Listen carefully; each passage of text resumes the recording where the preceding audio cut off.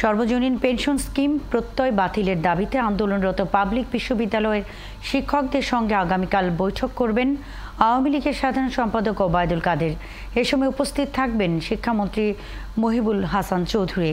দাবি মানা হলে চলমান কর্মবিরতি প্রত্যাহার করা হবে বলে জানিয়েছেন শিক্ষকরা।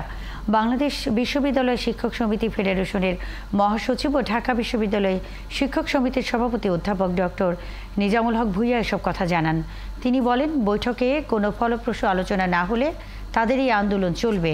শিক্ষকদের জিম্মি করে এই স্কিম বাস্তবায়ন করা যাবে না বলেও হুঁশিয়ারি দেন তারা। এদিকে শিক্ষকদের কর্মবিরতির কারণে দেশের সব পাবলিক বিশ্ববিদ্যালয়ে টানা তৃতীয় দিনের মতো ক্লাস পরীক্ষা সহ সব ধরনের একাডেমিক কার্যক্রম বন্ধ রয়েছে। এই অচলাবস্থার কারণে সেশন জটের আশঙ্কা করছেন শিক্ষার্থীরা।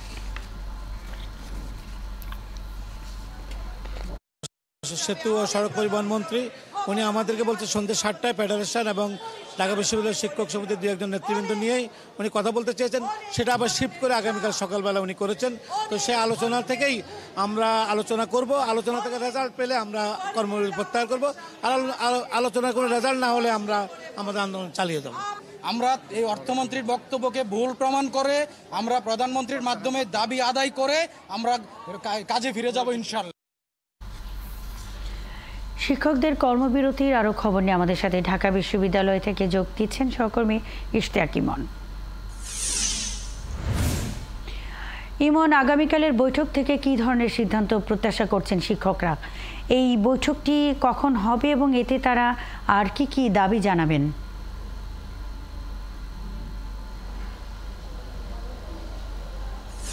ধন্যবাদ মুন্নি। আসলে পাবলিক বিশ্ববিদ্যালয়ের যে অচল অবস্থাগুলো রয়েছে সেই অচল অবস্থা কাটানোর জন্যই সরকারের পক্ষ থেকে একটি আলোচনার যে আহ্বান করা হয়েছে, সেই আহ্বানে আমরা দেখতে পাচ্ছি যে শিক্ষকরাও আসলে যুক্ত হওয়ার চেষ্টা সেটি রয়েছে।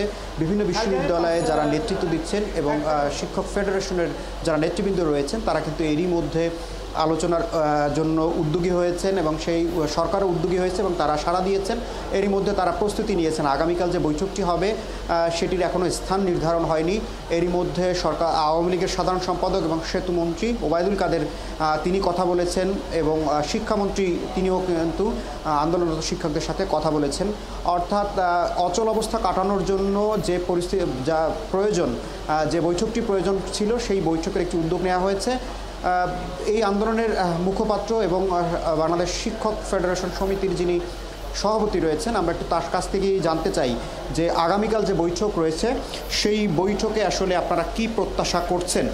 কারণ একটি অচল অবস্থা সবগুলো পাবলিক বিশ্ববিদ্যালয়ে রয়েছে, শিক্ষার্থীদের ক্লাস কার্যক্রম সব কিছুই ব্যাহত হচ্ছে, সেটি আপনারা নিশ্চয়ই মাথায় রাখছেন।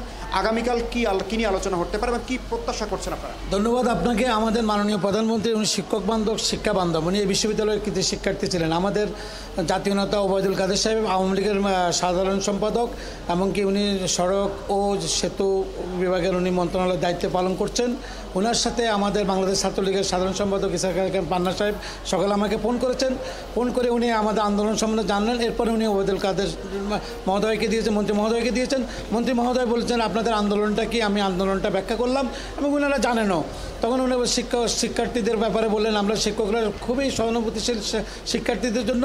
তখন উনি বললেন যে ঠিক আছে। আমরা বললাম যে আমাদের সাথে তো আলোচনা করা দরকার। তখন উনি বললেন তোমাদের সাথে কি আলোচনা হয়েছে? আমরা বলছি হ্যাঁ, মাননীয় শিক্ষামন্ত্রীর সাথে আমার কথা হয়েছে, উনিও আমাদের সাথে বসবেন বলছেন এমনকি এটা সমাধান চান। আমাদের মাননীয় সেতুমন্ত্রী মহোদয়ও বলেছেন যে ঠিক আছে আপনারা তাহলে সন্ধ্যে 7টায় আমার সাথে আসেন। আপনারা কারা আসবেন? আমি বললাম যে আমাদের ফেডারেশন সহ আমাদের শিক্ষক সমিতির সাধারণ সম্পাদক সহ আমরা 7-8 জন হয়তো যাবো। এর পরবর্তী পর্যায়ে আমার এটা রিশিডিউল করা হলো। সাভারে ওনার একটা প্রোগ্রাম আছে।